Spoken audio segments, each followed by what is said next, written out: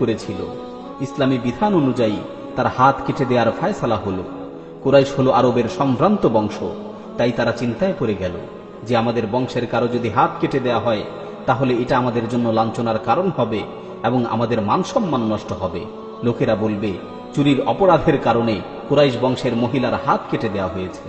কুরাইশের লোকেরা ওই মহিলার যাতে হাত না কাটা হয় এ ব্যাপারে রাসূল সাল্লাল্লাহু আলাইহি ওয়াসাল্লামের নিকট সুপারিশ করতে চাইল, কিন্তু কে সুপারিশ করবে? সুপারিশ করার ব্যাপারে কেউই সাহস পেল না। অবশেষে তারা রাসূল সাল্লাল্লাহু আলাইহি ওয়াসাল্লামের প্রিয় ব্যক্তি উসামা বিন যায়েদ রাদিয়াল্লাহু তাআলা আনহুকে পাঠানোর সংকল্প করল।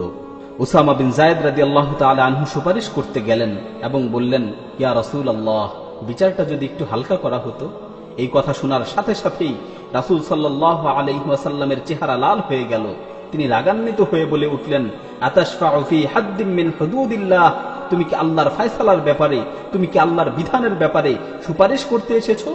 অতঃপর রাসূল সাল্লাল্লাহু আলাইহি ওয়াসাল্লাম সকল মানুষকে ডেকে সমবেত করলেন এবং তাদের সামনে দাঁড়িয়ে ভাষণ দিলেন। তিনি বললেন, ইয়া আইয়ুহান নাস, ইন্নামা যাল্লা মান ক্বাবলাকুম আন্নাহুম কানু ইযা সারাকা আশ-শরীফু তারাকুহু ওয়া ইযা সারাকা আদ-দাঈফু ফীহিম আকামু আলাইহিল হাদ।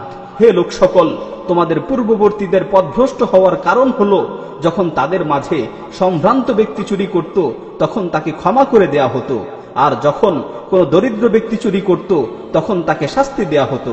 তারপর তিনি বললেন, আল্লাহি লাউ আন্না ফাতিমাতা বিনতা মুহাম্মাদিন সারাকাত লাকাতা মুহাম্মাদুন ইয়াদাহা।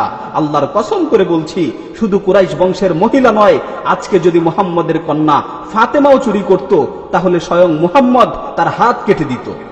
এটাই হলো রাসূল সাল্লাল্লাহু আলাইহি ওয়াসাল্লামের আদালতের বাস্তব চিত্র।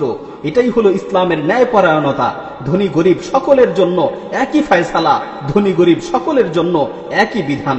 আল্লাহর বিধানের ক্ষেত্রে কোনো ধরনের সুপারিশ গ্রহণযোগ্য নয়।